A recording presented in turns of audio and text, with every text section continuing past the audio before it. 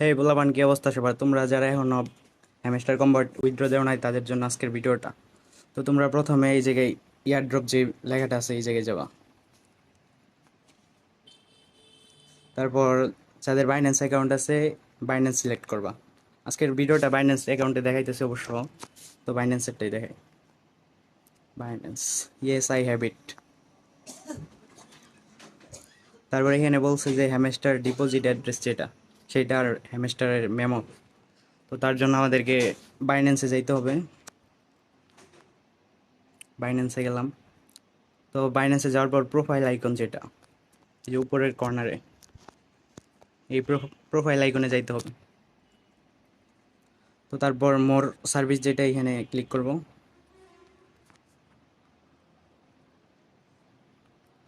তারপর ডিপোজিটে ক্লিক করতে হবে, ডিপোজিট।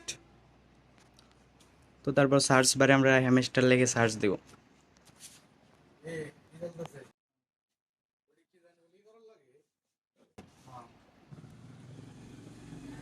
তো তারপরে এখানে টন কয়েন সিলেক্ট করব।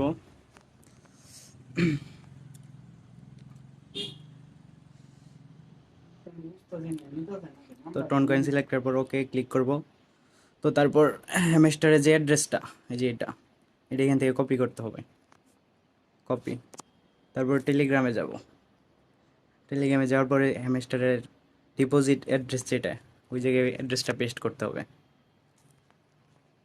পেস্ট। তারপর এখানে বলছে মেমোর কথা। তারপর আবার বাইন্যান্সে যাব, হ্যামস্টারের যে মেমোটা আছে সেটা কপি করে আনবো। এটা হলো মেমো, এটা এখান থেকে কপি করতে হবে। তো তারপর আবার টেলিগ্রামে গিয়ে টেলিগ্রামে যাওয়ার পর মেমো যেটা, এটা পেস্ট করে দেব।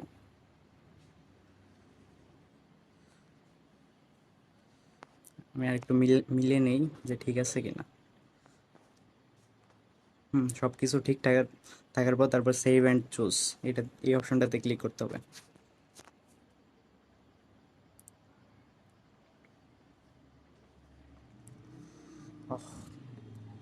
আমাদের ডিপোজিট মোটামুটি কমপ্লিট, থ্যাঙ্কস, এটাতে ক্লিক করতে হবে।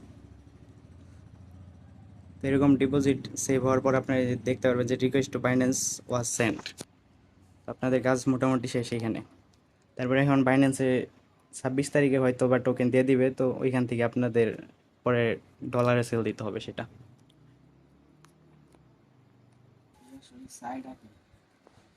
তো আমাদের উইথড্র কমপ্লিট বাইন্যান্সে। তো যারা বাইন্যান্স বাদে অন্য কোনো এক্সচেঞ্জার যেমন ওকে, বাইবিট বা অন্য এক্সচেঞ্জের উইথড্র দিতে সমস্যা হলে আমাকে জানাবেন কমেন্টে, আমি ওইটা নিয়েও একটা ভিডিও দিব, সমস্যা নেই।